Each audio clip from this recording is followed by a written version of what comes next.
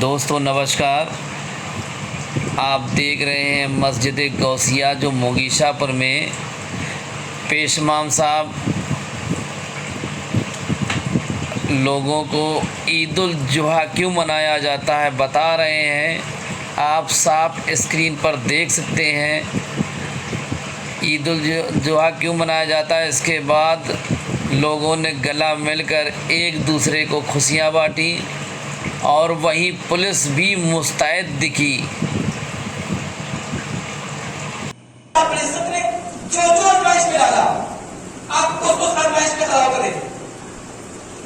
آپ کو یہ خواب میں آیا کہ اے میرے پیغمبر، اے میرے خلیل، تم میری بارگاہ میں، میری راہ میں کوئی پیاری چیز قربان کرو، کوئی محبوب چیز قربان کرو۔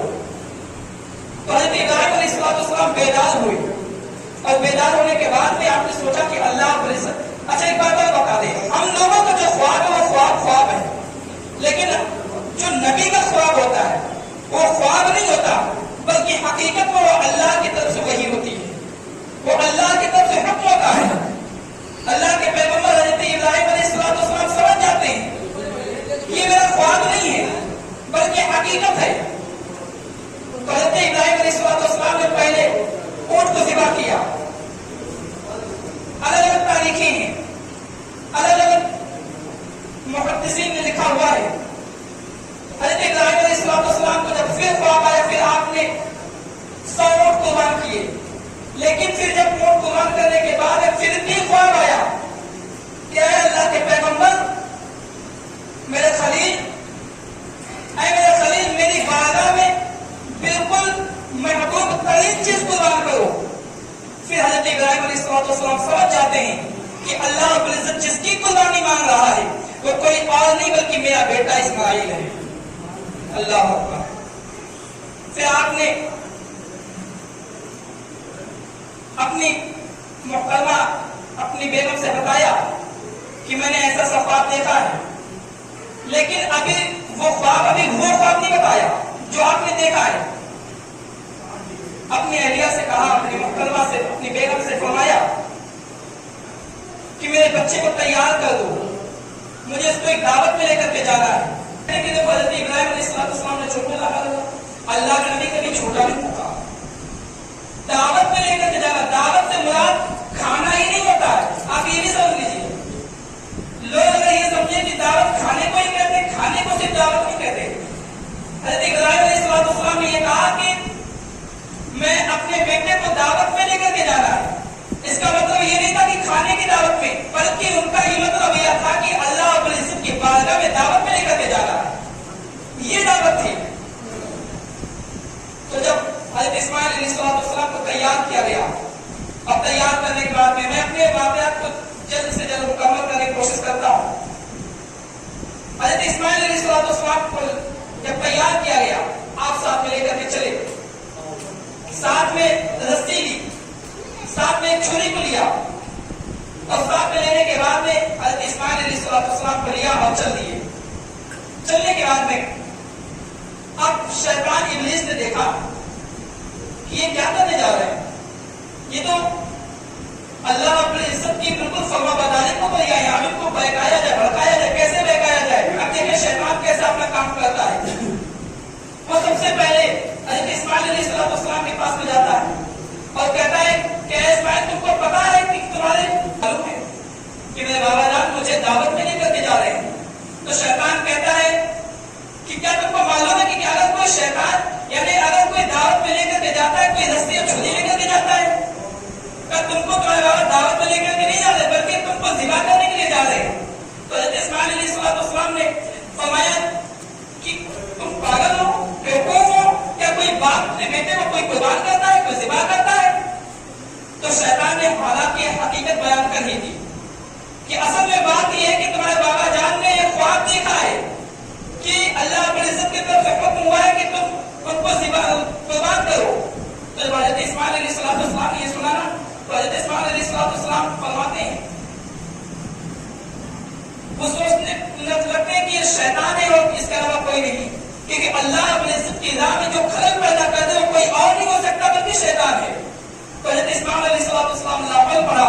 اللہ پڑھنے کے بعد میں کہا کنکریاں اٹھائی اور 3 کنکریاں اٹھا کر کے مارا اور کہا لا حول ولا قوت الا باللہ. اے شیطان مردود تو یہاں سے دفع ہو جا, بھاگ جا. تو کیا سوچتا ہے کہ اگر اللہ رب العزت کی طرف سے اگر یہ حکم ہوا ہے, اگر حکم ہوا ہے تو کیا تم سوچتے ہو میں پیچھے ہٹ جاؤں گا؟ یہ ایک اسماعیل کیا ہے, اگر اللہ رب العزت کی بارگاہ میں اگر ہزاروں اسماعیل قربان ہونے کی اگر باری آ جائے تو ہزاروں اسماعیل قربان ہونے کے لیے تیار ہے. پھر اس کے بعد شیطان نے سوچا یہاں ہماری بات بننے والی نہیں. پھر وہ شیطان نے سوچا کہ عورت تو جو دل ہوتا ہے وہ بڑا نرم ہوتا ہے, چلو حضرت اسماعیل علیہ السلام کی ماں کو بہکایا جائے. جب ان کی ماں کے پاس میں گیا اور یہی بات وہاں بھی گئی, کیا تم کو معلوم ہے تمہارے بیٹے کو تمہارے شوہر کہاں لے کر کے گئے؟ انہوں نے کہا ہاں میرے بیٹے کو دعوت میں لے کر کے گئے. کہا تمہارے بیٹے کو دعوت میں لے کر کے نہیں گئے بلکہ انہوں نے خواب دیکھا ہے کہ اللہ رب العزت کی راہ میں اپنے بیٹے کو قربان کر رہے ہیں, تو اس نے وہ خواب کو سچا سمجھ کر کے اپنے بیٹے کو قربان کرنے کے لیے گئے ہیں. ان کی ماں سمجھ جاتی ہیں اور اللہ قول پڑھتی ہیں. اللہ قول پڑھنے کے بعد میں کہتی ہیں اے شیطان مردود تو یہاں سے دفع ہوتا. تو کیا سوچتا ہے اگر اللہ کی راہ میں اگر میرا ایک بیٹا کیا اگر اسماعیل جیسے اگر ہزاروں کے بیٹے ہوتے تو میں اللہ رب العزت کی راہ میں اپنے ہزاروں بیٹوں کو قربان کر دیتا.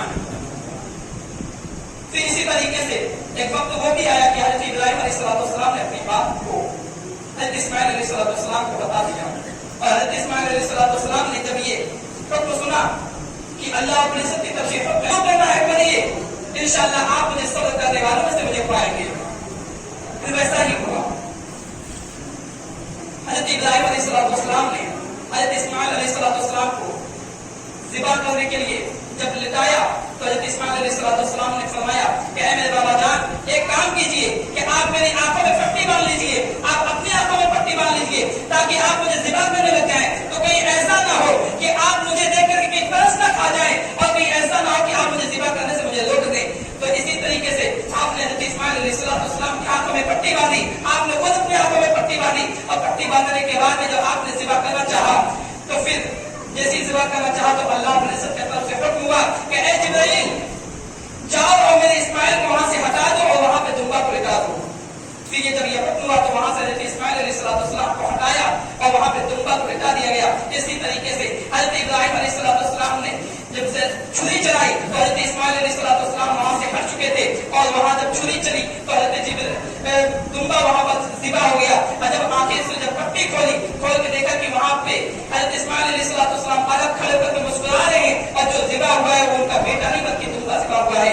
پھر اس کے بعد آپ کے بے ساختہ آپ کی زبان سے نکلتا ہے اللہ اکبر اللہ اکبر. جب یہ نکلا تو حضرت جبرائیل علیہ السلام کے لبوں سے جاری ہوا لا الہ الا اللہ. پھر حضرت اسماعیل علیہ السلام نے جب یہ دیکھا تو آپ نے فرمایا واللہ اکبر اللہ اکبر وللہ الحمد, یعنی کہ پھر اللہ رب العزت کی طرف سے شکر ادا کیا. پھر اسی چیز کو اللہ رب العزت نے ہمیشہ کے لیے ایک سنت الہی بھی بنا دیا. حضرت محترم یہ مختصر طریقے سے میں نے آپ کو بات بتائی, حالانکہ بات بڑی لمبی ہے لیکن وقت کے لحاظ سے میں نے اپنی بات کو پوری کرنے کی کوشش کی. انشاءاللہ پھر کبھی موقع اگر ملا تو اسی مہینے میں انشاءاللہ تفصیل سے آپ کو پوری بات بتائیں گے. اور مجھے بتانا یہ ہے کہ پچھلی عید میں جو اعلان کیے گئے تھے, اچھا میں نے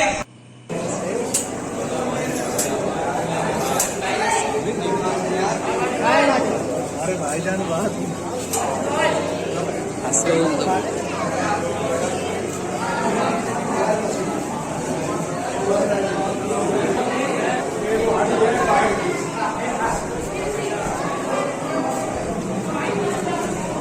السلام